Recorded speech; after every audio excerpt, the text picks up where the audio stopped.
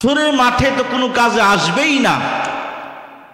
এইখানে বসিয়া যতক্ষণ নেক আমল হয়েছিল এটাও আল্লাহ তাআলা হাসরের মাঠে পুটলা বানাইয়া চেহারার মধ্যে নিক্ষেপ করে দিবে। কথা কোন ঠিক কিনা? সুতরাং আমরা হাসরের মাঠে এমন আচরণ আল্লাহর কাছ থেকে আমরা যেন না পাই, সে কর্মটা আমরা যেন না করি। কথা কোন ঠিক কিনা? এই জন্য আমাদের মূল মাকসাদ হলো এই যে এত ওয়াজ এত কিছু কি কেন, সব কিছুর মূল উদ্দেশ্য হলো রাজাই মাওলা, আল্লাহ এবং রসুলকে খুশি করা, সন্তুষ্ট করা। কথা কোন ঠিক কিনা? এই যে দক্ষিণ মাদারপুর তহুরা জান্নাত মহিলা মাদ্রাসা, এই মাদ্রাসা থেকে কি অনেক আন্তর্জাতিক পর্যায়ের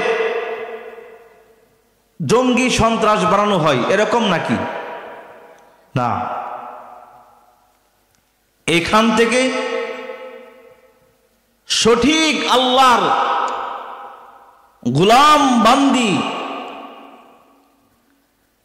মানুষকে যেন নিজেরা এবং অন্য কেউ যেন দিশে হারাম মানুষদেরকে সঠিক পথের নিদর্শন দিতে পারে। কথা কোন ঠিক কিনা? এটাই তো মাকসাদ।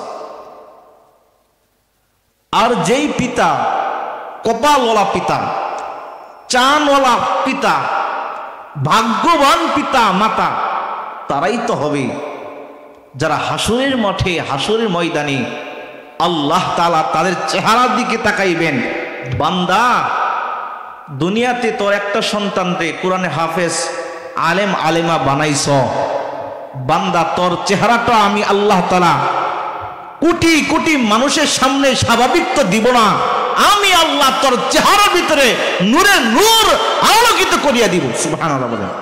আল্লাহ আলো দিয়া দিবেন, নূর দিয়া দিবেন।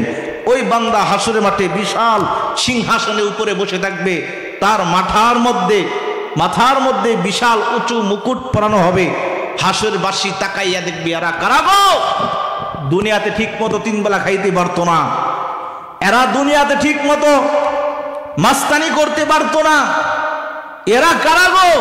ভালো কোনো পোশাক পরিধান করতে পারতো না, আজকে সবার উপরে সিংহাসনে বসে আছে। গাইবি আওয়াজ আসবে, এরা হলো কুরআনের হাফেজ, হাফেজার পিতা মাতা। সুবহানাল্লাহ বলেন। ইয়া ইলাহি মুঝসে মুঝকো दूर कर, ताकि देखो मुझ में तुझको एक नजर।